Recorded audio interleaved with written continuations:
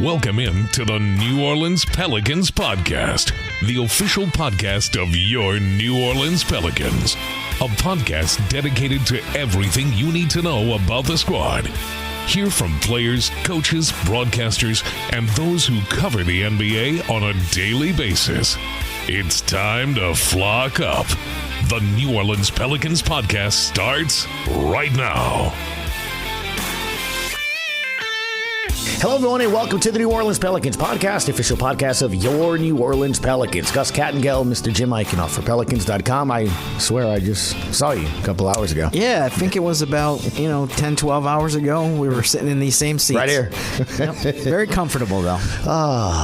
Last night, Lakers and the Pelicans. I know you're looking forward to this and so excited about it. And look, I actually kind of was, because it all is about matchups. And in past games against the Lakers, Jim, the Pels did match up well, but it was different. It was because of the bigs and Anthony Davis being down there and him dominating down low. Although Jackson Hayes did his best Anthony Davis impersonation in the first half. 19 points, Jim, in the first half for Jackson Hayes? Yeah, it was. His career high is 23. We thought he was going to surpass that. How many did he get in the second half? He ended up with 0 points in the second half, but he finished with 19, so not a bad. I think he was 8 for 8 from the field, too, so yeah. But a little when it's all dunks. Yeah, no doubt. A little different because obviously now this was our first time to get to see. We've been watching games, right, and highlights and stuff like that with Luka in the Lakers uniform, but not against the Pels. So I was interested to see that, and we saw what Luka could do and why he is very special. Oh, he wanted another logo three. This time Doncic drives in, cross-court pass over to Shake Milton into the paint, got away with a walk, right corner Doncic. Doncic steps to his left for three, and that's good. Oh, yeah. I mean, he's dancing up the sideline. That's 3 straight threes, a couple of them logos. That one challenged by Jordan Hawkins, and nothing Hawk could do about it. 15 first quarter points for Doncic, and they're up 8. Yeah, it seems a bit unfair, Jordan Hawkins on Luka Doncic, but also we got to see history. And just holding off on the drama. They're not going to drop streamers from the floor or from the ceiling, are they? Doncic looking for a pick from Jackson Hayes. Got it. Now the double. Cross court over to LeBron. 4-3 and 50,000. There it is. It's good to get that on out of the way. Make that 50,002 points now. Overall thoughts, those two guys back there in that backcourt. Yeah, I mean, it's going to be tough to stop, as they showed last night that they scored 30-plus in every quarter.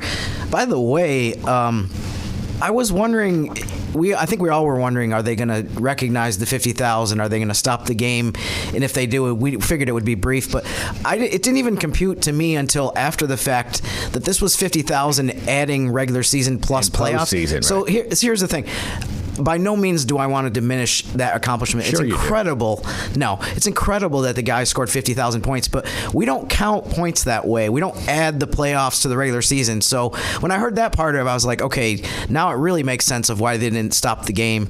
Because when you have players throughout the history of the NBA, when they get to 20,000, when they get to 30,000, it's a really significant moment, and you might recognize it on the scoreboard. You might stop the game briefly, but at no point in any of those 20,000, 30,000 did we say, oh yeah, and we added the playoffs to that too. So I mean, that part of it was a little strange, but nonetheless, it is an incredible accomplishment. The fact that he's still doing this 22 years after he's drafted is just astounding, and I don't know how the heck it's even possible. I want to know the deal that he signed with the devil to be able to do this. But yeah, I mean, but that part was funny to me, just because I was like, oh, because I remember when he broke Kareem's record, I was like, wait, he wasn't at like 45, 46,000, so how is he at 50,000? But then when they add in, I mean, the dude's played like 3 or 4 extra seasons with just the playoff postseason. Yeah, it is remarkable. And then he had that stretch, Jim. And look, we love to it's all about LeBron. I hear you, but didn't he go through some weird stretch where he kept going to a finals every year? I mean, he had 7 straight finals. I think it was 8. He had 4 straight with the Heat and then 4 straight with the Cavs. And the only reason I say that is because, again, we're going to get into it with our guest, Andrew Lopez, who is in L.A. this morning, and we woke him up, but they got to get to the plane. So he's got to wake up anyway, so we decided to get him on the phone. About Zion's play and where we would like to eventually see that. And look, I don't think anybody envisioned or is happy with the first 6 years, much less him. with injuries and not playing because we're still waiting for his first playoff game. And we just finished talking about a player who's played in 8 straight finals, much less a playoff game. I can't wait to see what I thought we saw yesterday. And Jim, we talked about it at halftime. I asked you a question. I'm going to bring it up with Andrew here as well. That's what stood out to me. I'm watching that game. I'm like, okay, Luka is one of the best players. I mean, like, the way he can score and shoot the threes. I mean, the passes and LeBron. Those two are the best players in the game. It's hard. You better have somebody like that. If not, you're not going to compete. And they got that game to 10 points at halftime. It was a 3-point game. And I looked at Conductor and I looked at you and I said, man, if you had DeJounte Murray. Because, again, I'm not ripping Jordan Hawkins here, but Jordan Hawkins is not the guy we're going to guard Luka Doncic, right? It's DeJounte or Herb Jones, and having those two guys helps your perimeter defense. Seeing the way Zion's been playing perimeter defense, how he's understanding the game more, having those guys. Like, I can't wait to see a full complement of this team, Kelly Olynyk's presence against them, because I do think the Lakers got that outside.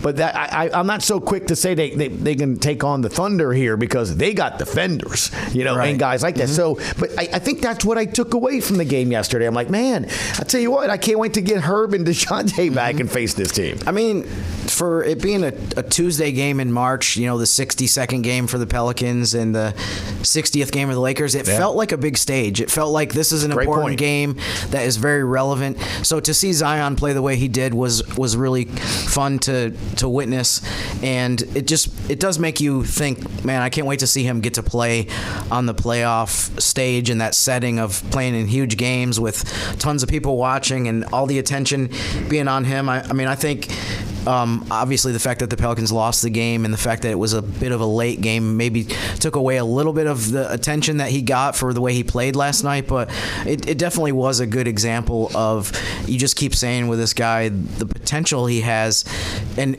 not just potential, but what he's actually producing on the court right now is so through the roof. And I mean, but to your point too of what you said earlier, it was one of those things where he played so well, and I think the team's offense was pretty good, but the defense had to be a lot better.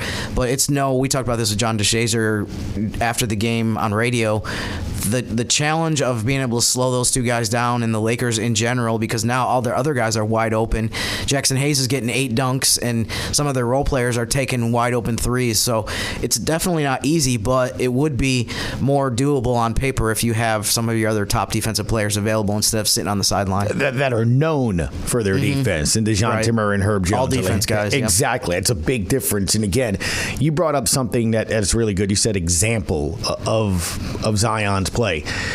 It could be very easy with the kind of season you're having and going, hey, you're going to play 28 minutes. And you go on a court and you play the games in front of you. You've been bringing this up, and I know you want to talk to Andrew about this, and it's coming up here in about 3 minutes. Specifically about, that's not what Zion's doing. When he's on the court and he's playing the minutes that he's playing right now, he's attacking. Yeah. And he's taking everything of it. And I can't think of a better example than this. Look out with the game. Zion nearly got his pocket picked by Doncic and said, got it to Murphy. No look past to Z. Oh, my God! Oh, he drove it down with a left hand over Jemison. Oh, baby!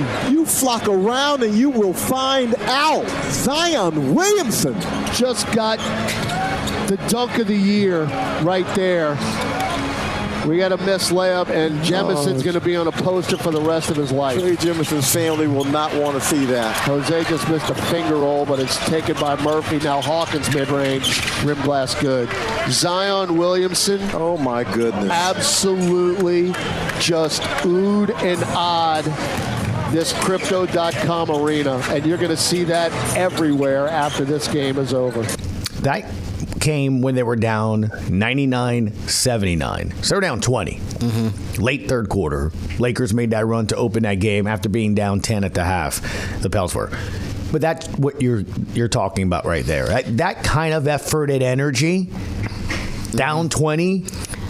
in a game that you've won 6 to 17 games, in the season. Yeah, I mean, it was such a good dunk that even though you were down by that margin, if you look at the guys on the bench, they all kind of were just looking at each other like, what the heck was that? Even though I'm sure they've seen him do stuff in practice and in previous games that it just blows your mind that some of the athleticism that he has. But yeah, I feel like he's taken the bull by the horns. He's going out there and saying, I might be out here for a 5 or 6 minutes stint and I'm going to come out of the game. So in the time that I'm on the floor, I'm going to be aggressive and I'm going to do whatever I can to make an impact, and I'm not going to squander the minutes that I have on the floor. And I know he knows, everyone knows that the minutes that he's out there, the Pelicans have to win those to give themselves a better chance to be able to win the game. Unfortunately, it's crazy too. They were plus 13 in his minutes last night, so they lose the game by 21.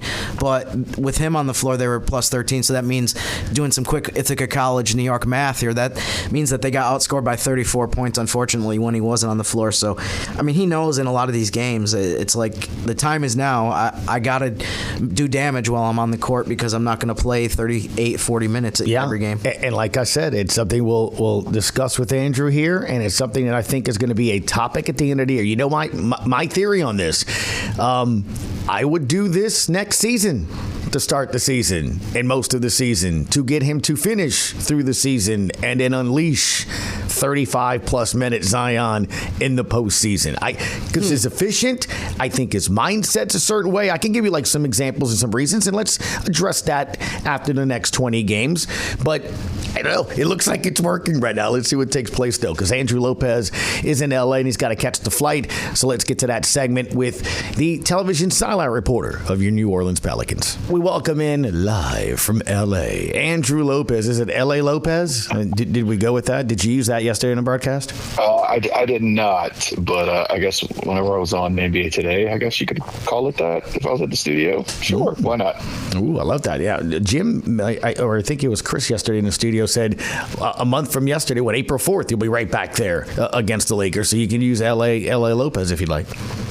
So that'll be a double. We'll have a Clipper. We'll be in the Intuit Dome for the first time, and another trip to go see the Lakers. So yeah, we'll break that out then. All right, sir, let's talk about the game last night. And, look, this 2-2 road trip and really what the Pels have been playing, or how they've been playing as of late, in particular, Zion Williamson. Now Jim's going to give me the look because he knows I was going to ask the question, and that's how I'm referring to it, Andrew.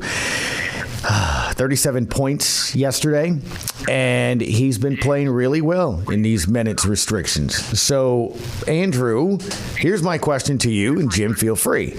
Should Zion Williamson be a player that you play 30, 32 minutes to make sure he lasts an entire season next year? I think you're getting closer to that now. Let's go back and look at his numbers from the last few games. I think what we've seen is he played 31 against Phoenix.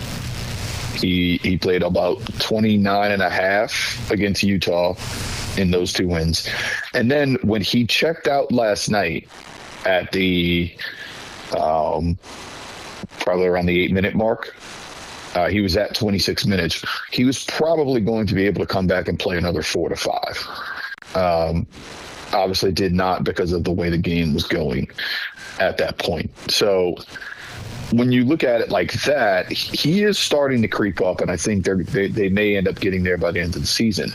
But also, you have to look at, I guess, everything right now. You have to look at all the different things that are going into this, and he knows it's frustrating. But I think what you're seeing a guy who is very aware of, hey, when I get on the floor, I have to produce at a certain level. And I looked it up last night, and he's about to obliterate this, but by the way, fun fact, how many minutes he's averaging right now? 28.3. What a great number for a New Orleans player. I like that. What a little Falcons reference there. Yes. No, it's just a great number. I didn't know I was mentioning any other Sure you did. any other events at all. I just thought it was a nice number. But he's averaging 28.3 minutes a night, and he's averaging 24.8 points per game. No player has ever averaged 24 points or more in a season while playing less than 30 minutes, and he's obviously on pace to do that, and he could even get to 25 the way he's been playing lately. We mentioned it on the broadcast last night. We've talked a lot about his per 36 numbers this year being outstanding in career highs in across the board. Points, rebounds, assists, steals, blocks, all that. Well, we're getting to the point now where those are his career highs in rebounds, assists, steals, and blocks per game right now. So it's hard to say, like, would you like to see him play 32, 34 minutes a night? Sure, absolutely. But you also understand, like, this is part of what is helping him. And he was asked about this last night. He gave a lot of credit to Daniel Bove and the training staff for helping him. And I think you at this point, when you look at where we are, get him to the finish line, and then, all of a sudden you have a guy who is set and ready to play 35, 36 next year. That looks a lot better. It's interesting. I hadn't really thought about that in terms of one of the things you said, that he knows that his minutes are going to be a certain number. So it's like there's a little bit maybe more urgency when he's on the court. He's like, I can't let the game come to me. I'm going to attack the game, which I think he's done really well. And it's just impressive to see the way he's produced in the, with a relative minute restriction on him. Andrew, it's interesting too, by the way. I know some people have a lucky number. Some people are like, number 7 is my favorite number. Luka Doncic wears 77, which is a unique favorite number as well. But I did not realize until today that yours is 28.3. So that's definitely outside the box. It's very unconventional. I think you're the first 28.3 I've ever heard of before. It could be 28.3, it could be 283. Any combination that gets me to. It's just a number that I happen to like. Gotcha. That's all. Gotcha. That's all. All right, excellent. Well, I wanted to ask you about some of the kind of sideline reports that you did, if you want to expound upon some of that. I thought it was really interesting. One of the things that you talked about last night was Trey Murphy's defense and some of the things that the coaches are talking to him about, or things that he's focusing on. What are you seeing in terms of, we've seen him, I feel like offense and the scoring are stuff that jumps out at anyone, even the most casual fan. It's very easy to see. But what are you seeing in terms of his defensive improvement and just some of the growth he's made in other parts of the game? Yeah, what you're seeing right now is somebody who has to take on those challenges. There is no DeJounte Murray. There is no Herb Jones. There is no Javonte Green anymore. So a lot of these defensive challenges are going to fall on Trey Murphy in the starting group, and then Bruce Brown in the second group. Obviously, you have Jose who can provide that spark, but when you're dealing with bigger wings, it's going to fall on Trey. And one thing I noticed at shoot-around yesterday was Willie going up to Trey and kind of going through some small things. What I noticed was you had Trey kind of, Willie's basically saying, look, they both have moves, little small things that they're going to do to try to get to a shot.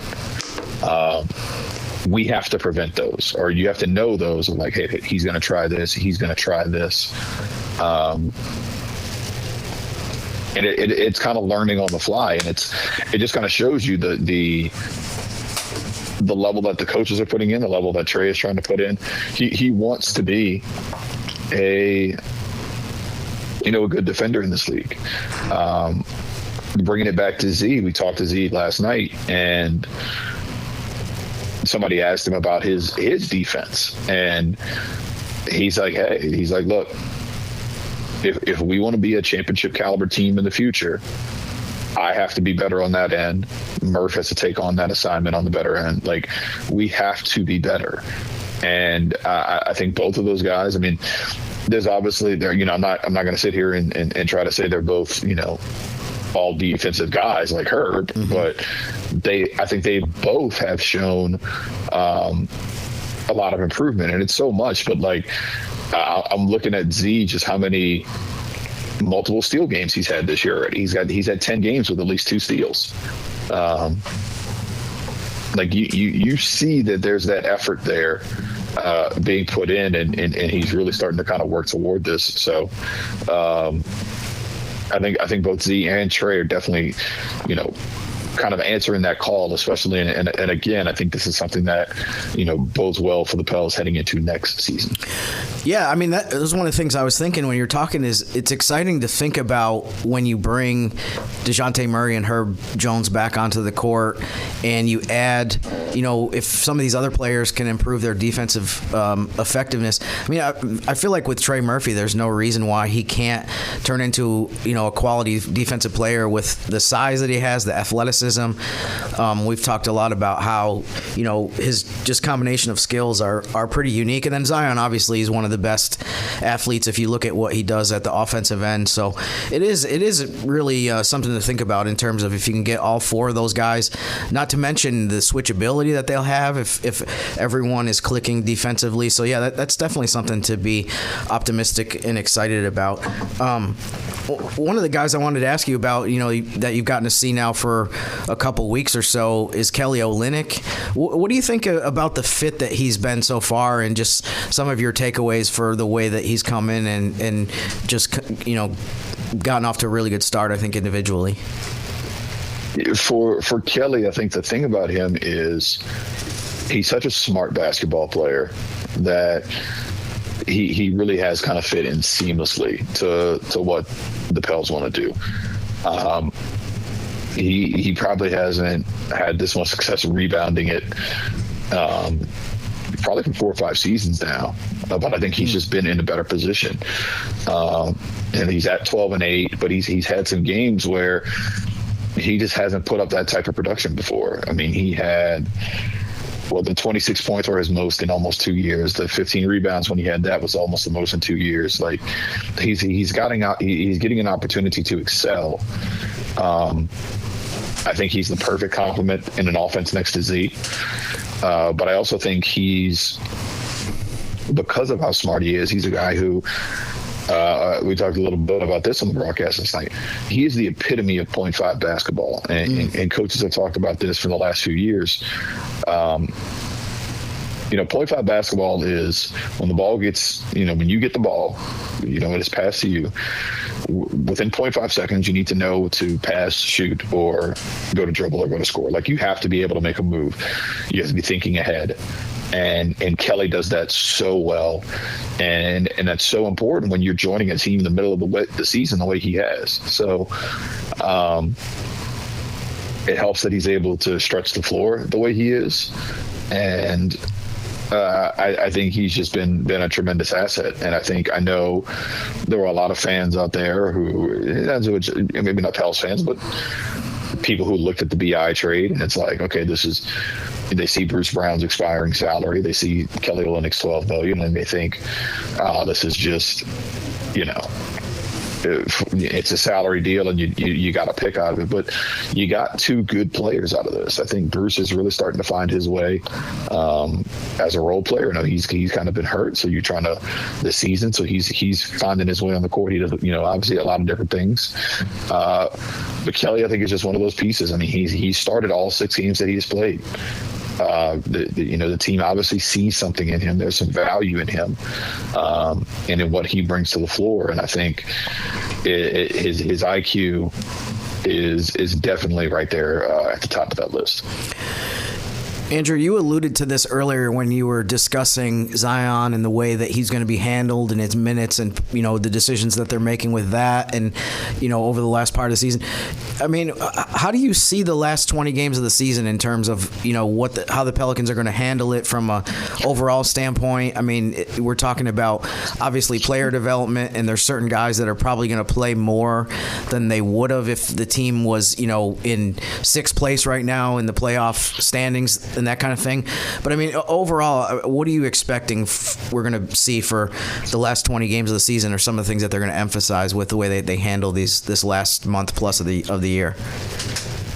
You're going to eventually, I think, get to that point, but I think you're already seeing a little bit of that. You want to see what some of these Carlo lineups look like.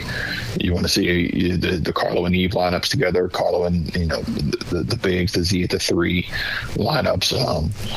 Willie would say Z at the 1, essentially. That's right. But you'll have a couple of rest nights in there for your vets. Not for your 23-year-old players, but for your vets. Not that any team is doing that right now.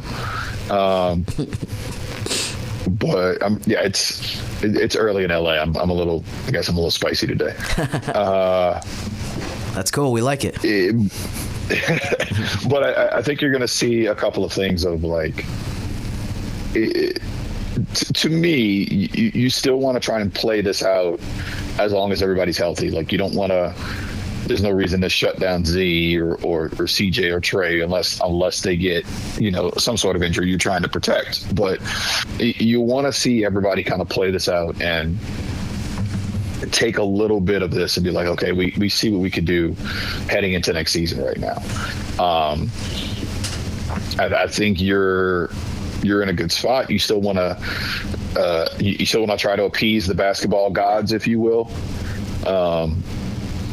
To get to the second spot, to get into the end of the season on the right level. So, but you're going to see some different combinations, and you're going to see some maybe we'll see Brandon Boston get back on the floor. Probably, when we get back home against Houston. You want to see Jordan Hawkins continue to play his minutes and kind of see if he can get his percentages up. Play a lot of these guys and see what you have, and you see who's really going to be a part of this moving forward. Yeah, look, and to your point, Andrew, it's something we discussed during the game with Chris and Jim and I, or even on the podcast here. I think that's why these final 20 or so games are valuable. You got to figure it out because of what you just said. If you're not playing Kelly Olynyk, and maybe he does fit here, and what do these other players can sort of do? Because that's kind of where we are with Z, aren't we? I mean, we saw yesterday, and I told Jim at halftime, there's a difference, right? Obviously, with where the Lakers are, they got a guy in LeBron and Luka. Those are those players, game-changing, minute-changing, play-changing players. And I looked at Jim at halftime. I said, the Pels got one. Like, you could see the difference when Zion was on the court and how he was playing. 37 points, man. It's 37 points, and he looked dominant, plus that dunk. So it's really about fit now. Who are those players that fit well with him? And that was, I think, something that Jim and I talked about in Pelicans Weekly this week. Finding the right players that fit, that can pass, that have basketball IQ, that allow Zion to be Zion. That's why these last 20 or so games matter. Yeah, absolutely. And you want to see, and that's why I think as the biggest thing I think I want to see in these last 20 games is lineup combinations with Z and Kelly Olynyk. How much does that work? The Z and Trey minutes in the last, I want to say it's 8 games or so. Maybe it's since, I know it's a little longer since All-Star break, but for a while, if you looked at the numbers, the Z Trey minutes were not positive in terms of offensive rating, defensive rating, and that was kind of puzzling to me. Felt like it should have been much, much more. Since the All-Star break, it has absolutely been much more, and I think I want to continue to see that. It's the best two-man combo on the team with Z on the floor since the All-Star break. So, and I know it goes back a little bit before that, where things really started to turn around, but those two are going to be very, very key core pieces of what you do moving forward. So with that being the case, I think you absolutely need to try and figure that out of how those guys are going to work, and get them as much time as possible. But I think Z is, you got to figure out what's going to work around Z. I mean, he's trending right now, even at, like I said, 28.3 minutes a game, which, again, great number. It is a great number. But this is a guy who could end up averaging 25 points in under 30 minutes.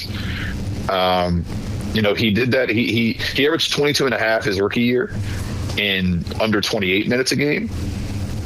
But to be able to do it, I mean, he's the efficiency is starting to climb back up, and we had a very, very rough start to the season. If you can, fans out there, go back and try to listen to our post game from last night, because he had a very good answer about how he watches film. What is particularly his process for watching film, and he talked about how he specifically wants to look at the last 2 to 3 games first. See who's hot, see how they're playing defenses, because there were a couple plays last night where you saw that in action. AD talked about this on the broadcast. He saw LeBron cheating baseline to kind of take him away, so he spins middle on Jackson and lays it up at the rim.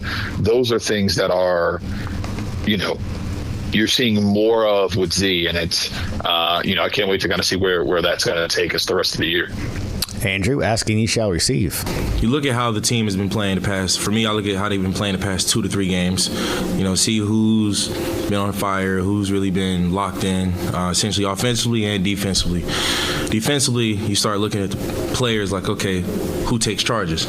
So if that person shifts over, what I should be looking for, a charge or a shot block, and then just kind of staying on balance, going at a slower pace, but when I need to speed up. It was very insightful for me to hear him kind of say that, because it was talked about his film breaking down process, and it was kind of one of those where if this was a practice, I probably get a couple of more questions in about it. But after a loss, you kind of hey man, I appreciate it, but I thought that was very insightful into just a little glimpse into how he looks at the game. Andrew, we got a lot more we can get into that. We will maybe towards the end of the season too, and see a lot of these players growing, because you can see it. And to your point, hearing him talk and communicate with reporters on the road trip, it's clicking, right? I mean, it seems like it is. So let's see what takes place. First and foremost, though, go get on the plane. Don't miss the flight, because I'm sure there's a pair of ladies that can't wait for you to get on. Running down to the bus as soon as we get off. Yeah, absolutely. There he goes, ladies and gentlemen. Andrew Lopez. Thank you, buddy. Appreciate it. Goodbye. Our thanks to Andrew Lopez there. Had a lot of good information. More importantly, 28.3 is what Zion's averaging. Yeah, he seems to really like that number. So it's a very special number. It's very unconventional. It's a gift that keeps on giving. Yes. I'm just letting you know that it really honestly is. All right, y'all. Now it's time for Western Conference Wednesday. Mr. Eichenhofer will tell us whose stock is up and whose stock is down. So let's get started. Jim, what is our team to keep an eye on for this week? Well, Mallory, we've had already too much Lakers discussion, but I'm going to add to that by making them the team to watch over the next few days. I think when you look at their schedule, it's pretty evident of why they're interesting. So the Lakers are 39-21. They're in second place in the West. They've won 7 games in a row. But over the next few days, Thursday night they host the Knicks on TNT. Saturday they're at Boston on ABC. And then Monday they're at Brooklyn, which won't be a national TV game. But, I mean, over these next few days, Gus, the amount of takes that you're going to get, no matter what happens when they play the Knicks, New York, Stephen A is going to be all over that. And then Saturday, like I said, the ABC game against Boston, the defending champions. So Lakers are the team to watch over the next 7 days. By the way, too, I wanted to mention this.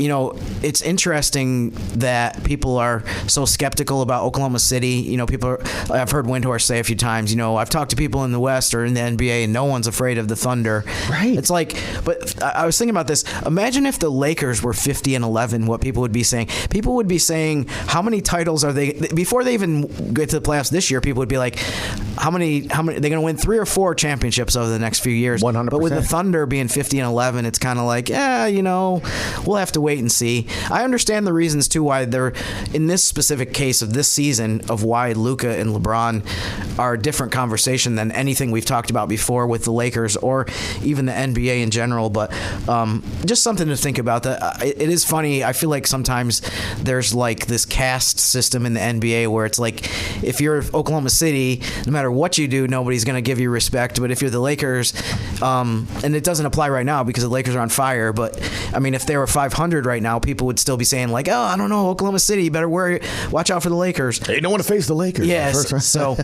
but anyways, as far as stock up goes, I want to give a little credit to the Portland Trailblazers. They're 28-34 right now. They're still 4 games behind Dallas for 10th place in the West in that last play-in spot. However, on January 18th, the Trailblazers were 9.5 games behind the Mavericks. So if you think about how much ground, I mean, you're 9.5 games out, it's hopeless, right? There's no chance. But already in, about a month and a half, they've gotten to the point where they're 4 games behind Dallas. Mm-hmm. They've gone Portland's gone 15-6 over that stretch. So just a team to keep an eye on as far as like if the Mavericks continue to struggle and lose games. I mean, you don't have Kyrie now. Right. With an ACL tear. And that brings me to stock down. I mean, I felt like I had to go with the Dallas Mavericks. They're 32-30. They're now in 10th place in the West. They've lost 4 out of their last 5 games. As you just noted, Kyrie's out for the season. What a unbelievably bad blow that is of luck. There's discussion now. People are reporting that Anthony Davis might not return. So, I mean, they could be in trouble as far as making the play-in goes. They do have a little bit of a cushion. Like I said, they're 4 games up on Portland, and they're a few games up on Phoenix as well. Phoenix had a great comeback win last night, but I don't know how much people believe in them just based on that one win because they've had a really rough patch right now. The Mavericks just need to win a game here and there, I think, and they'll probably still be fine as long as they don't just completely crumble and put together. Right now they're on a 3-game losing streak. As long as they don't get that to like 8-10 games, I think they'll probably still be okay as far as just getting in. But Dallas Mavericks stock down. It's going to be interesting to see what happens with them and if they can figure out a way to win games. If they definitely don't have Kyrie Irving, and it sounds like they might not have Anthony Davis as well for the rest of the season. Very heavy discussions they're going to have apparently. Yeah. One thing too that's interesting to think about. I'm sure people will start discussing this more. In some ways, it might be easy for them if Anthony Davis doesn't play the rest of the season and Kyrie's out already, it might be easier for them to just be like, well, there's nothing we could do. We had all these injuries. Right. And whereas if everyone had played and they hadn't achieved X, Y, Z, then people would have come down maybe a little bit harder on them in terms of the criticism. They're going to get criticized either way. I mean, the fan base has been ready to revolt for weeks. But in a weird way, I feel like some of the pressure maybe is off of them a little bit if you think about if they're going to be able to just use the alibi of like, well, we didn't have our guys, so what could we do? Yeah. And remember, most importantly, as we've learned in this podcast and last night, it wouldn't matter anyway because they're not beating the Lakers. Remember that? Yeah, that's how it works. That's how it works. Right. Mr. Jim Eichenhofer, as always, appreciated. Jim_Eichenhofer. Give him a follow over on X. And, of course, Pelicans.com previews and post-game analysis after each of these games as we are just 20 games left. Game 62 was last night. Tomorrow, the Houston Rockets in town. Final 20 to go. And, Jim, I looked at the schedule. Believe me, we're trying to find weekends to do some crawfish boils. We basically play every other game, every other day. We're going to have a game. Right. So from here on out, the final 20 going to come quickly here because we got about 5 weeks and a day or two left in the season. That is it. Yeah, we got a busy weekend coming up, too, with the Saturday game against Houston. Watch party as well. Yes. I'm sure we'll talk about that a little bit more on Friday. Looking forward to it, yep. And then Sunday, home game against the Grizzlies. So, I mean, yeah, they're about to play 3 games in the next 4 nights, all against divisional opponents. So, should be interesting. Sounds good. That's Jim. I'm Gus. We'll see you on Friday on the New Orleans Pelicans Podcast. Thanks for listening to the New Orleans Pelicans Podcast. Join us 3 times per week on Pelicans.com, the Pelicans mobile app, the iHeartRadio app, or where you get your podcasts. And be sure to give Jim and Gus a follow on X at Jim_Eichenhofer and GCat_17.